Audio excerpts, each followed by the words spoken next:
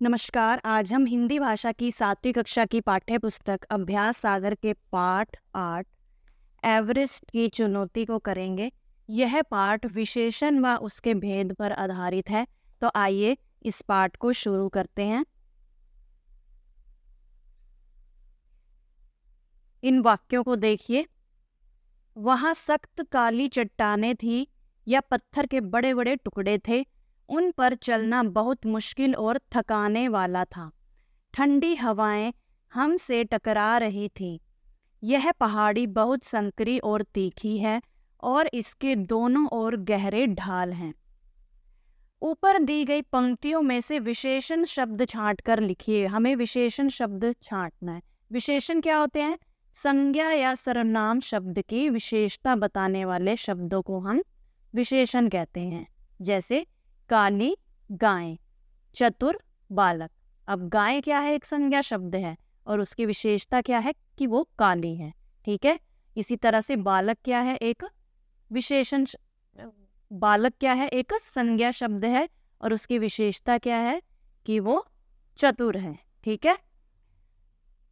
तो अब जो ऊपर पंक्तियां हमने पढ़ी उसी में से हमें क्या करना है? विशेषण शब्द छांट कर लिखने हैं। तो कौन कौन से होंगे? सख्त, ठीक है, बड़े बड़े और ठंडी, संकरी, तीखे, गहरे और काली भी। ठीक है। तो इन शब्दों को हम यहाँ पर लिख देंगे।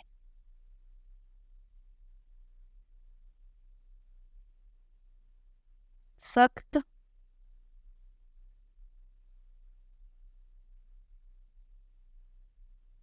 काली,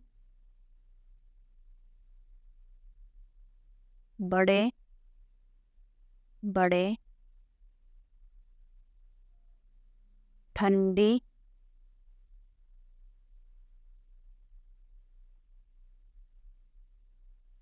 संकरी, तीखी और गहरे। ठीक है। अगला प्रश्न देखिए।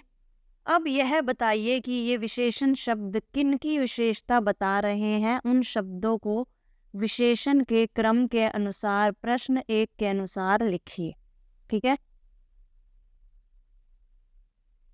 अब ये देखिए, जो हमने सख्त लिखा है, सख्त, वो किसकी विशेषता बता रहे हैं? सख्त चट्टानें। चट्टानों की विशेषता क्या है कि वो सख्त हैं। ठीक है।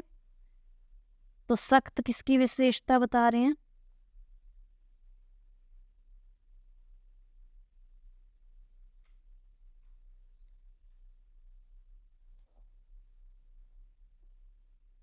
चट्टानें कैसी हैं? सख्त चट्टानें। अगला देखते हैं। काली, काली भी क्या है? चट्टानें।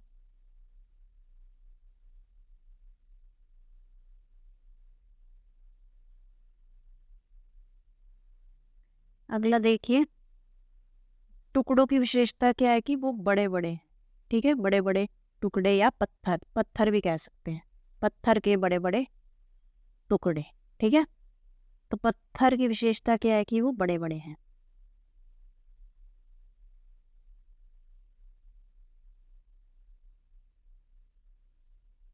अगला देखिए, ठंडी किसकी विशेषता बता रहा है? हवाएं।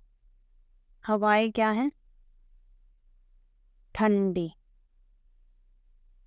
ठीक है। संकरी और तीखी किसकी विशेषता बता रहे हैं? पहाड़ी की। पहाड़ी की विशेषता क्या है कि वो पहाड़ी, एक तो संकरी है, ठीक है, संकरी है और तीखी है।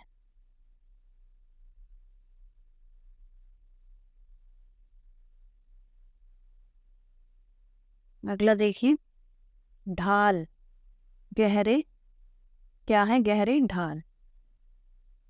ढाल की विशेषता क्या है कि वो गहरे हैं। अब अगला प्रश्न देखिए, नीचे दी गई परिभाषाओं को पूरा कीजिए। जो शब्द डैश अथवा डैश शब्दों की विशेषता बताते हैं उन्हें डैश कहते हैं। तो क्या आएगा? जो शब्द संज्ञा अथवा सर्वनाम शब्दों की विशेषता बताते हैं उन्हें विशेषण कहते हैं। और विशेषण शब्द जिनकी डैश बताते हैं यानी विशेषता बताते हैं उन्हें विशेष्य कहते हैं। विशेष्य यानी कि संज्ञा और सर्वनाम शब्द ही क्या होते हैं? विशेष्य होते हैं। ठीक है।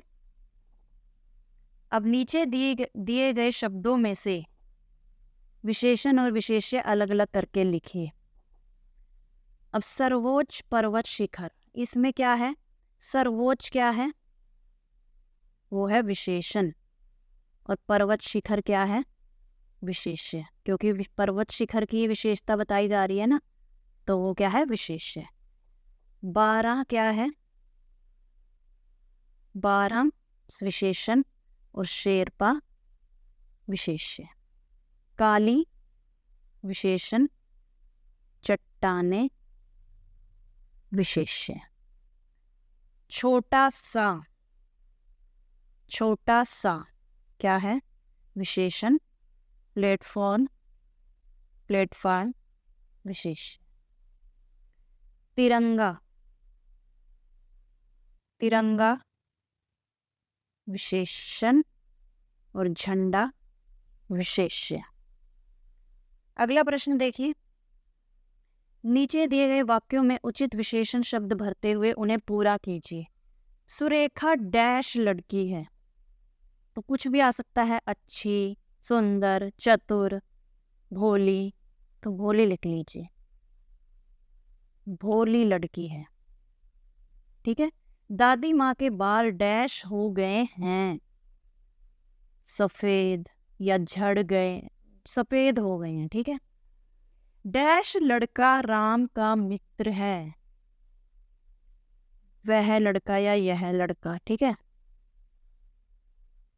डैश कक्षा के बच्चे शांत बैठे थे, चौथी। या आप अपनी क्लास लिख सकते हैं यहाँ पर, 7वीं। भैया जरा डैश दूध तो देना, 1 लीटर। ठीक है। अब अगला प्रश्न है, नीचे दिए गए संज्ञा शब्दों के लिए उचित विशेषण शब्दों का प्रयोग कीजिए। ठीक है। इसके लिए हमें उचित विशेषण शब्द लिखना है। जैसे डैश पानी, गुनगुना पानी या गर्म पानी या ठंडा पानी। ठीक है। अब हमें विशेषण लगाना है इनके लिए, संज्ञा शब्द हैं ये। फूल, फूल कैसा है? सुंदर। घास कैसी है? हरी। पहाड़ कैसा है? ऊंचा। ठीक है। आदमी कैसा है? ईमानदार। कपड़ा 2 मीटर। ठीक है।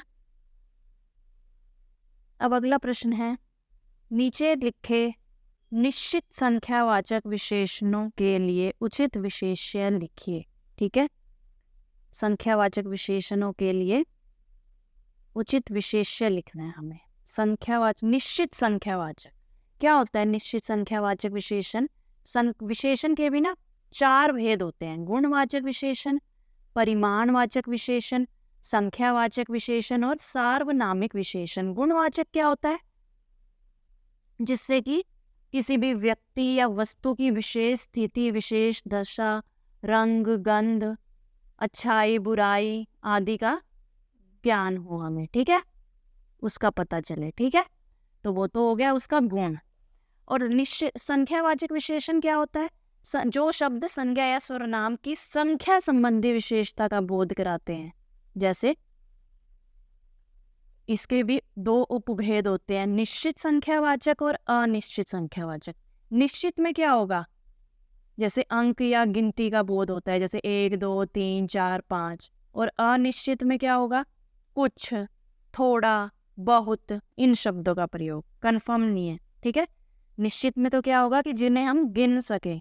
ठीक है, और अनिश्चित में जिसमें हम गिनती नहीं कर सकते। ठीक है, और परिमाणवाचक विशेषण क्या होगा, जो शब्द किसी संज्ञा या सर्वनाम की माप तोल संबंधी विशेषता को प्रकट करते हैं, जैसे 4 किलो, 2 लीटर। ठीक है, और सार्वनामिक विशेषण क्या होता है, जो सर्वनाम विशेषण के रूप में प्रयुक्त होते हैं वे सार्वनामिक विशेषण कहलाते हैं। जैसे वह खंबा गिर जाएगा। ठीक है, तो वह सर्वनाम खंबा की विशेषता प्रकट कर रहा है, तो ये क्या होगा, सार्वनामिक विशेष।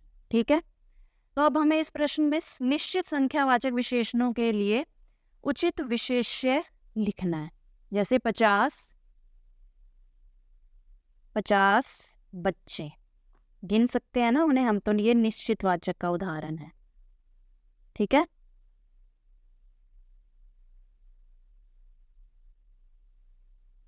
दस कुछ भी लिख सकते हो आप। 10 कलम, 1 गिलास या घड़ा, ये कुछ भी लिख सकते हो आप। दूसरा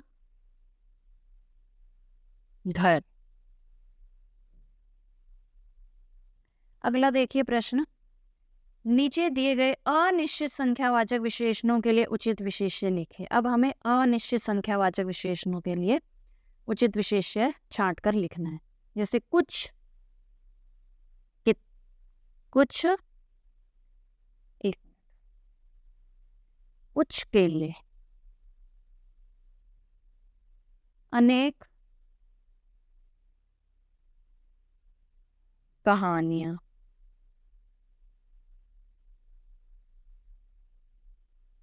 थोड़ी चीनी, थोड़ी पुस्तकें, या आप लिख, और सब लोग। तो ये क्या है, अनिश्चित संख्यावाचक विशेष। ठीक है, अब अगला देखिए, जिन विशेषण शब्दों से संज्ञा या सर्वनाम की निश्चित संख्या का बोध हो उन्हें निश्चित संख्यावाचक विशेषण कहते हैं। जैसे 4 घड़ियां, 1 2 3 4, 20 पतंगे, इन्हें भी हम गिन सकते हैं। और अगला देखिए, जिन विशेषण शब्दों से संज्ञा या सर्वनाम की निश्चित संख्या का बोध ना हो उन्हें अनिश्चित संख्यावाचक विशेषण कहते हैं। जैसे बहुत लोग, बहुत सारे लोग हैं। ठीक है, गिनती में ही नहीं है। थोड़े सेब आदि, ये दोनों निश्चित संख्यावाचक विशेषण और अनिश्चित संख्यावाचक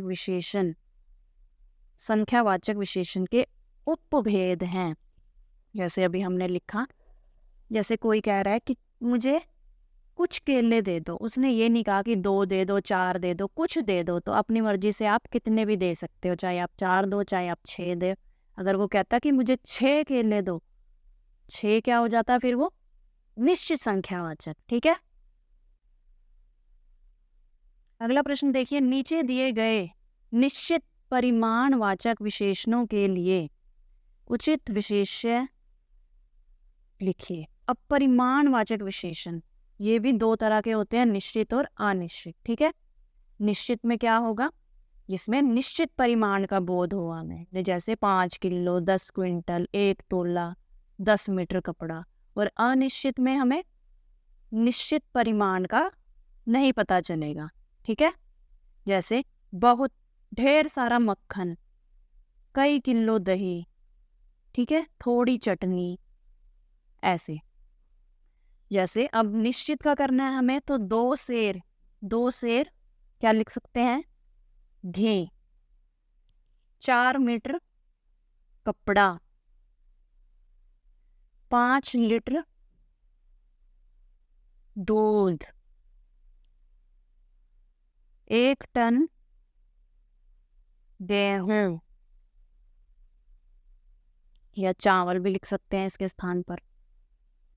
अब अगला प्रश्न है, नीचे लिखे अनिश्चित परिमाणवाचक विशेषणों के लिए उचित विशेष्य लिखिए। अनिश्चित परिमाणवाचक, जैसे अब क्या आ सकता है इसमें, थोड़ा, क्या लिख सकते हैं, थोड़ा अचार, ठीक है।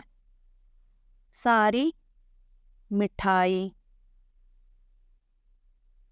कम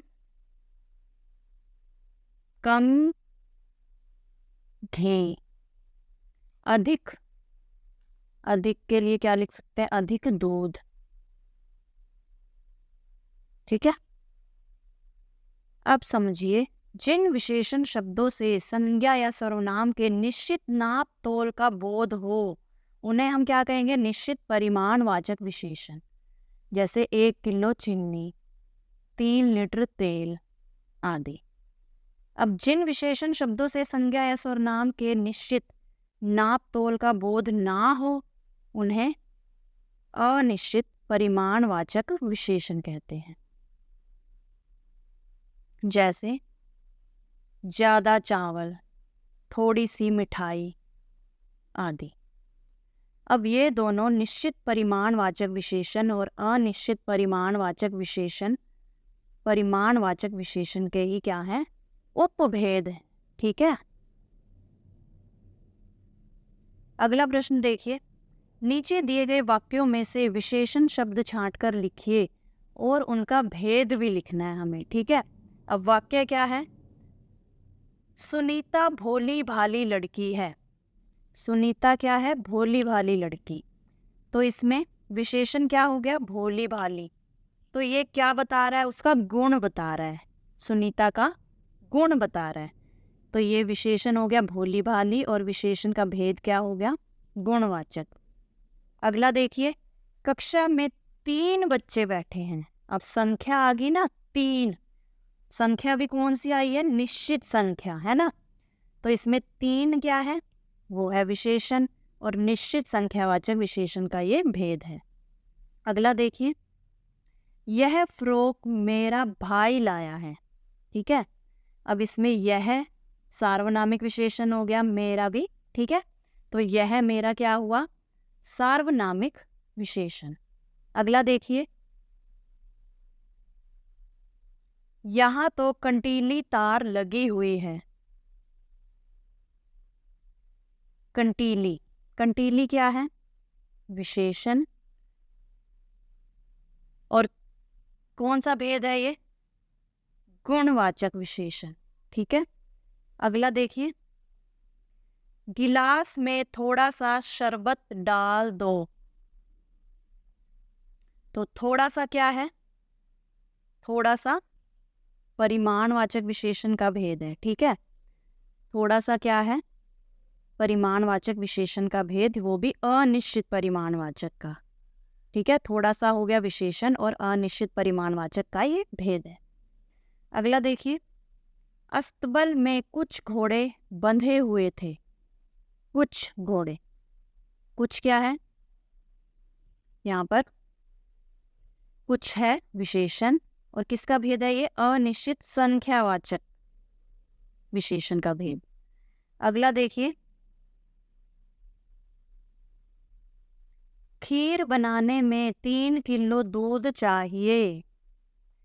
3 किलो क्या हो गया, विशेषण, और कौन सा भेद है ये, संख्यावाचक, यानी संख्या नहीं है, नाप तोल हो गया ना इसमें। तो 3 किलो है ना, ये तो नाप तोल हो गया, तो निश्चित परिमाणवाचक विशेषण का ये भेद रहेगा।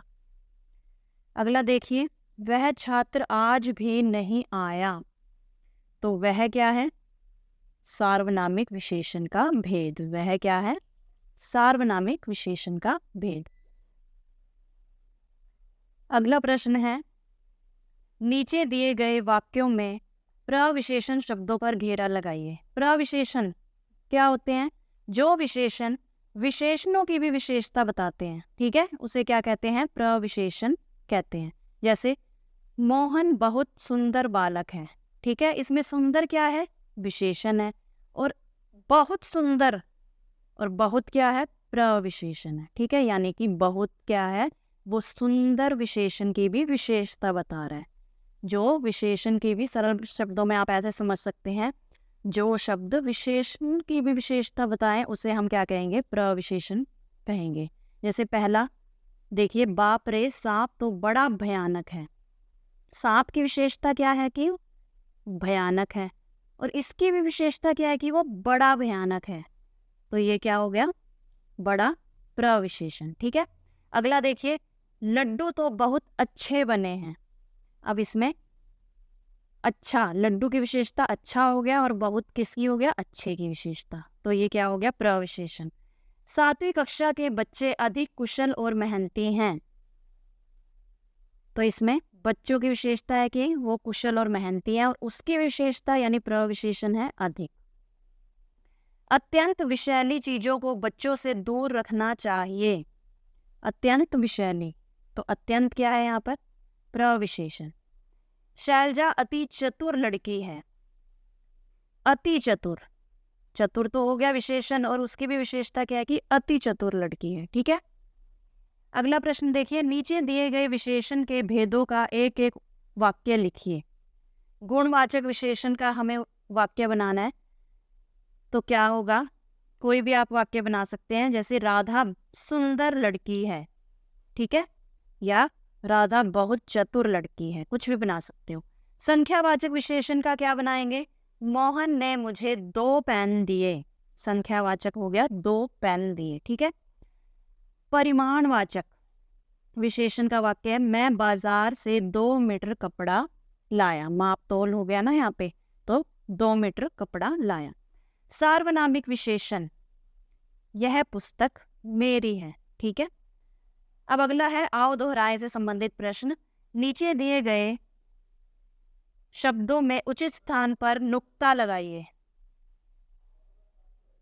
नजर में नजर, ज के नीचे और फ के नीचे लगेगा। काफी, तेज, बर्फ, आवाज, रफ्तार, हजार, सफेद, वजन, ठीक है, ये हो गए नुक्ता लगाना था इन पर हमें। अगला प्रश्न है, नीचे दिए गए वाक्यों को उचित मुहावरों से पूरा कीजिए। जैसे पीठ ठोकना, जान में जान आना, दिल दहलाना, दहलना, टेढ़ी खीर होना, जवाब दे जाना, या माथा ठनकना। तो पहला देखते हैं, एवरेस्ट शिखर पर पहुंचकर हम लोगों ने एक दूसरे की पीठ ठोकी। ऑक्सीजन की नली में छेद देखकर मेरा तो माथा ठनक गया। माथा ठनक गया। चढ़ाई करते करते मेरे पैर जवाब देने लगे।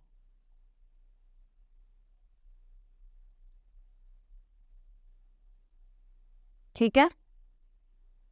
अगला देखिए, खाई की गहराई देखकर मेरा दिल दहल गया। दिल दहल गया। एवरेस्ट पर चढ़ना सचमुच टेढ़ी खीर है। टेढ़ी खीर है। हिलेरे की चिमनी के ठीक नीचे पहुंचकर हमारी जान में जान आई।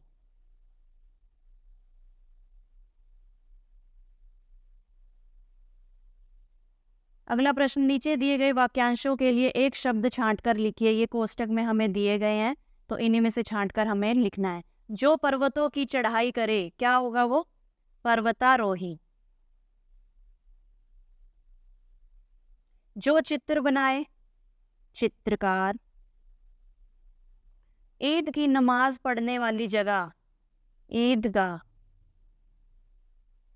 कलाकार द्वारा बनाई गई वस्तु, कलाकृति। जो कठिनाई से समझ में आए, दुर्बोध, बोध मतलब समझना, ठीक है। जो संगीत का ज्ञाता हो, संगीतज्ञ।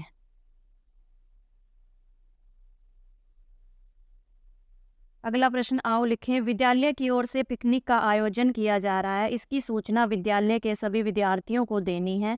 इस सूचना में शामिल किए जाने वाले बिंदुओं के बारे में सोचिए और सूचना लिखिए, ठीक है। तो सूचना किस तरह से लिखी जाएगी?